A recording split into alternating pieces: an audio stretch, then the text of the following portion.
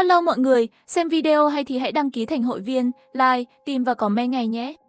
Bố mẹ tăng ca, tối nay gọi hamburger cho tôi và em gái. Nhưng những gì được gửi đến là cơm lạnh.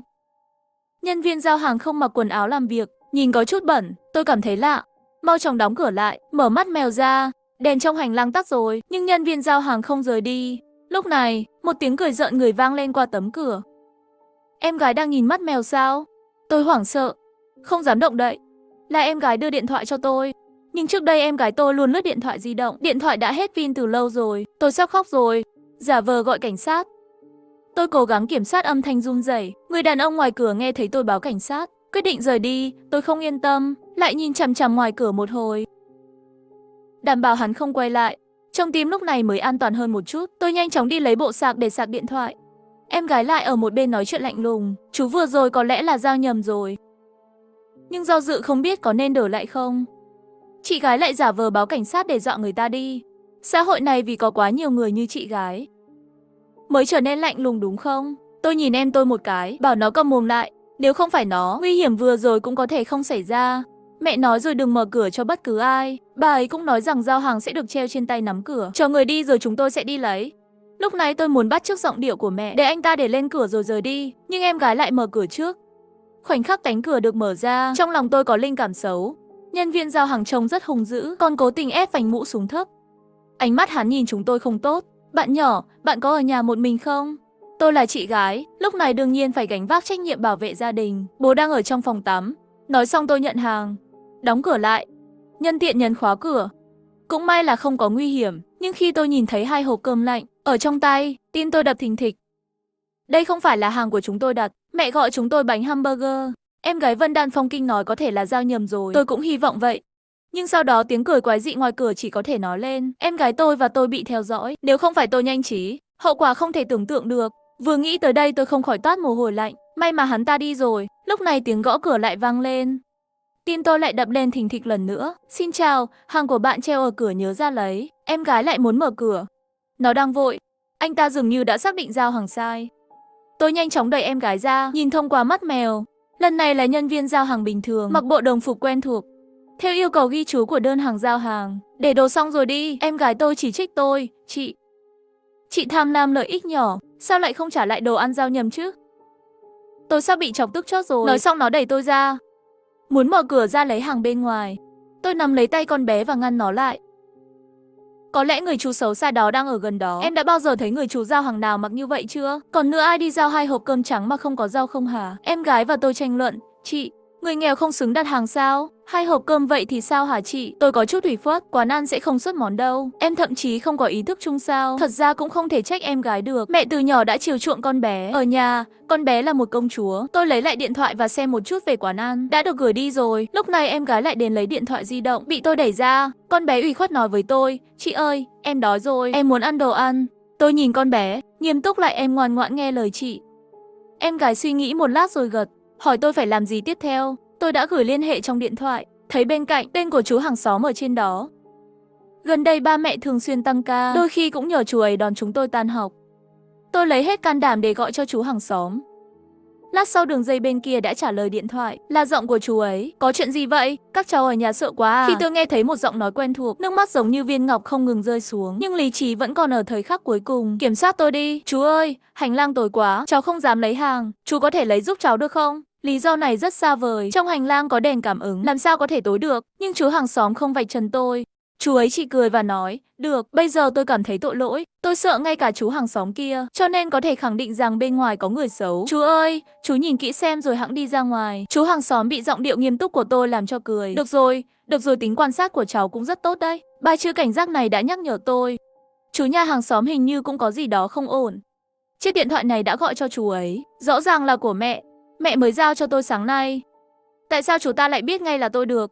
Còn hỏi tôi có sợ hay không? Tôi do dự một chút, vẫn là hỏi ra, chờ đã. Chú ơi, làm sao chú biết người gọi điện thoại là cháu? Bên kia cười khẽ một tiếng. Lúc tan học đi đón các cháu là em cháu đã nói cho chú biết. Con bé còn nói lúc sợ hãi sẽ gọi điện đến cho chú, cho nên điện thoại của tôi vẫn không tắt. Thì ra là vậy, tôi suy chút nữa đã hiểu nhầm chú. Chú nghe ra tôi đang rất sợ, chú ấy đã bảo tôi cúp máy. Vì vậy nên tôi đã cầm điện thoại và nhìn qua mắt mèo. Nhìn thấy cửa hàng xóm mở ra, đèn nhà chú ấy chiếu ra ngoài hành lang. Trong hành lang trống rỗng, Chú hàng xóm đi ra rồi. Chú ấy thật sự nhìn xung quanh một chút. Rồi chú ta bước đến gần cửa nhà tôi. Mẹ các cháu gọi hamburger cho các cháu. Mở cửa ra đi, đói rồi đúng không? Tôi vâng một tiếng, mở cửa ra một khe hở. Chú hàng xóm lập tức ép đầu vào. Bởi vì tôi dùng lực để giữ cửa, người chú ấy không có vào được trong. Chú ta nhìn về phía sau tôi, em gái đâu? Các cháu ở nhà không sợ à? Tôi thấy dáng vẻ của chú ta như thế rất muốn vào. Tôi biết chú ta là một người tốt, nhưng trong tim tôi không muốn cho chú ta vào bên trong nhà. Chú hàng xóm thấy tôi giữ cửa không muốn buông ra. Chú ta đã nở một nụ cười, quá muộn rồi, các cháu hãy khóa chặt cửa lại và sớm đi nghỉ ngơi đi. Tí nữa là bố mẹ cháu sẽ về thôi. Tôi nghiêm túc gật đầu, nhận lấy đồ ăn nhanh rồi nhanh chóng đóng cửa lại. Tôi vốn muốn tiếp tục nhìn qua mắt mèo, nhìn chú hàng xóm về nhà, nhưng lúc này em gái lại đi đến. Một tay giật lấy đồ ăn nhanh ở trong tay tôi, đồ ăn rơi xuống đất, rải khắp sàn nhà. Sự chú ý của tôi lập tức chuyển sang em gái tôi, bởi vì tôi biết tôi sắp gặp xui rồi. Quả nhiên con bé nó đã khóc nức lên, muốn gọi điện cho mẹ cáo trạng. Em sẽ nói cho mẹ, chị cố tình làm rơi đồ ăn vương vãi trên sàn rồi làm ngã em, còn làm bẩn cả váy của em nữa.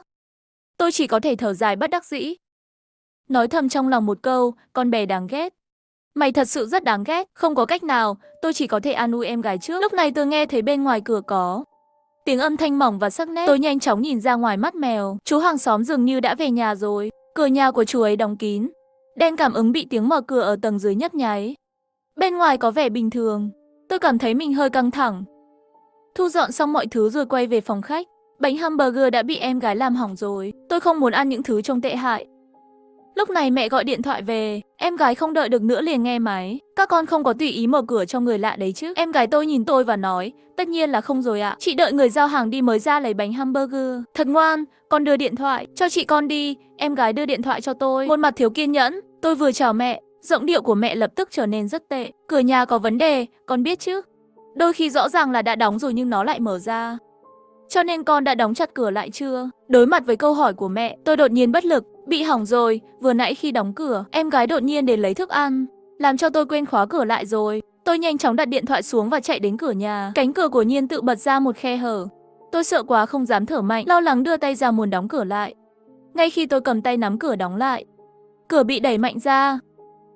Nghe mẹ nhắc nhở, tôi lập tức đi về phía cửa nhà. Cánh cửa của Nhiên tự bật ra một khe hở. Tôi căng thẳng đưa tay ra muốn đóng cửa lại. Nhưng giây tiếp theo tôi vung tay ra, suýt nữa thì ngã ra. Tôi tuyệt vọng nhìn khe cửa càng ngày càng lớn, cho đến khi một khuôn mặt đầy sẹo bị ép vào khe cửa. Không có thời gian để ngây người, mong muốn sống sót ở lúc này là điều trên hết.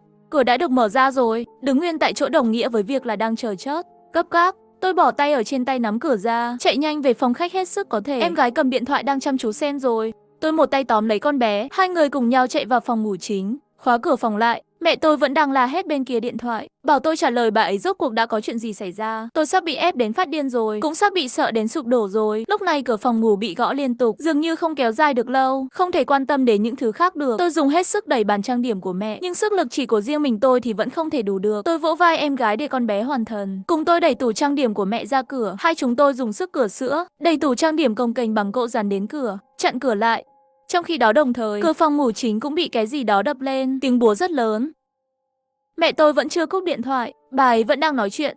Tôi bảo em gái tôi tắt âm điện thoại đi, như thế thì chúng tôi mới có thể nghe thấy tiếng động bên ngoài. Thế giới cuối cùng cũng tạm thời mất đi tiếng của mẹ. Tôi thấy trong gương trang điểm phản chiếu mặt tôi và em gái, xem ra tủ trang điểm của mẹ cũng không thể giữ được nữa. Tôi chợt nghĩ ra, trên ban công mẹ trồng rất nhiều cây, thân hình của chúng tôi cũng rất gầy và nhỏ, vừa đủ để che chắn cho chúng tôi. Tôi kéo em gái tôi ra ban công, chúng tôi trốn đằng sau các bụi cây. Sau khi chắc chắn trốn xong, tôi nghe tiếng gương vợ trong phòng ngủ, cũng có thể tên mặt sẹo đó rất nhanh sẽ phát hiện ra chúng tôi ở ban công. Chính ngay lúc này, điện thoại trong tay em gái vang lên vào lúc không thích hợp. Tiếng chuông điện thoại đặc biệt chói tai trong đêm yên tĩnh. Em gái vì tiếng chuông điện thoại gọi đến bị dọa cho phát sợ. Tôi muốn cướp nó lại và tắt điện thoại đi, nhưng em gái tôi lại nhanh tay hơn một bước đã ấn chấp nhập cuộc gọi rồi. Mẹ không thể kiểm soát được cảm xúc lo lắng, lập tức truyền vào. Mẹ lần nào cũng vậy, một khi mọi việc vượt qua tầm kiểm soát của bà ấy là bà ấy bắt đầu điên cuồng không nói lý. Tôi nhanh chóng cúp điện thoại. Nhưng tôi biết từ lúc điện thoại đổ chuông, em gái tôi và tôi đã xong rồi. Chỉ cần là cái tên mặt sẹo đó không bị điếc thì sẽ biết âm thanh phát ra từ bên ngoài ban công. Nhưng tôi vẫn quá lạc quan rồi. Chính vào lúc này, những chiếc chậu trồng những cây lá to bị dịch sang. Khuôn mặt đó mang theo một vết sẹo bị rạch, đột nhiên xuất hiện trước mắt chúng tôi. Tiếp theo đó trước mắt tôi bỗng tối sầm lại, thức dậy toát hết mồ hôi. Thì ra là một giấc mơ. Tôi nhìn em gái đang nằm bên cạnh.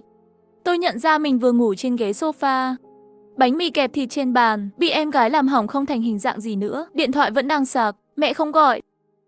Gần 10 giờ rồi, Nhưng bố mẹ chưa ai về cả, cũng không có gọi điện cho chúng tôi. Cơn ác mộng vừa rồi còn nhớ rất rõ. Tôi nhanh chóng để điện thoại sang chế độ im lặng, không yên tâm được, liền đứng dậy đi ra hiên xe một chút. Ơn Chúa là lần này cửa không tự động mở ra. Tôi nhanh chóng bảo cửa khóa lại. Khi muốn đi vệ sinh thì phải đi qua phòng ngủ chính. Tò mò khiến tôi nhìn vào cửa ban công. Cửa ban công đã đóng, cây cối ngoài cửa tươi tốt. Mắt tôi dừng trên những bụi cây lá to. Chỉ một cái nhìn thôi, máu tôi như bị bơm vào, trái tim lại đập mạnh. Tôi thấy giữa hai cái cây này lộ ra một thứ gì đó tròn tròn. Cái thứ tròn tròn kia trông rất giống một cái đầu người. Chỉ cái nhìn nó, máu tôi chảy loạn, trái tim lại đập mạnh. Có cái tròn tròn ở giữa trông rất giống một cái đầu người. Khoảnh khắc xác định chuyện này, tôi cảm thấy hô hấp cũng trở nên khó khăn hơn. Em gái vẫn chưa tỉnh lại, cửa nhà cũng đã bị tôi khóa rồi. Nếu lúc này làm kinh động tới người đó, tôi và em gái cũng không chạy được. Tôi giả vờ không nhìn thấy anh ta, quay người đi về phía nhà bếp, lấy một con dao và ngồi xuống ghế sofa, cố gắng đánh thức em gái. Em gái không nhịn được hỏi tôi có chuyện gì vậy. Còn chưa đợi tôi trả lời, con bé đã nhìn thấy tay tôi cầm dao. Nó hét lên như một con mèo lập tức căng thẳng. Nửa đêm nửa hôm cầm dao làm gì?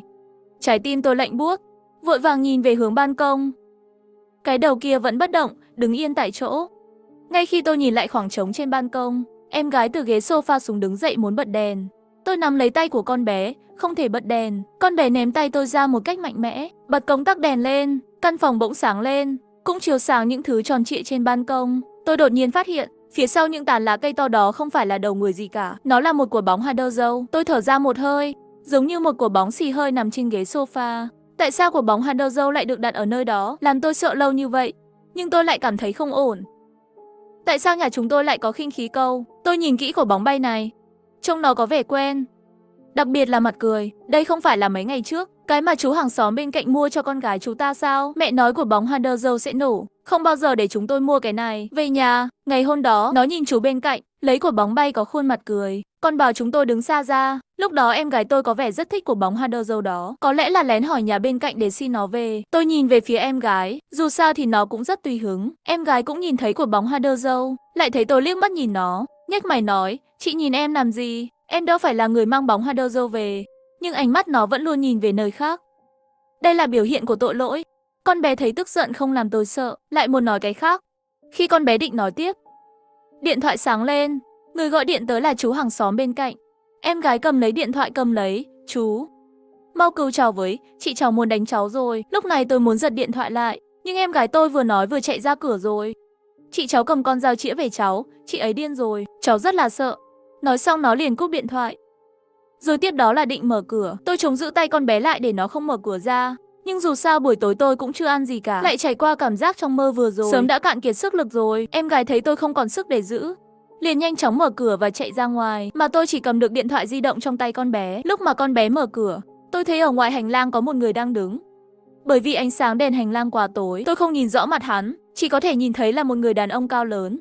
Là chú hàng xóm bên cạnh sao? Tôi muốn kéo em gái lại, nhưng con bé không cho tôi cơ hội, chạy ra khỏi cửa và đóng cửa lại rồi. Chắc là tiếng khóc của em gái trong điện thoại làm chú ta sợ, chú ta mới ra ngoài kiểm tra, muộn thế này rồi lại đi làm phiền hàng xóm. Trong lòng tôi thấy rất có lỗi. Đang định mở cửa xin lỗi, tiếng hét của em gái tôi đột nhiên phát ra từ ngoài cửa. Sau đó cửa nhà tôi tự mở ra. Khi tôi phản ứng lại, thân thể rơi vào ý thức, đã đóng và khóa cửa lại rồi. Bên ngoài đã im lặng rồi. Em gái sao vậy? Tôi mở mắt mèo ra xem ngoài cửa. Ngoài cửa rất tối, cái gì cũng chả nhìn thấy. Vừa rồi động tĩnh lớn như vậy, đen cảm ứng không thể nào không phản ứng được. Hơn nữa những chuyện xảy ra tiếp theo còn khiến tôi rợn tóc gáy.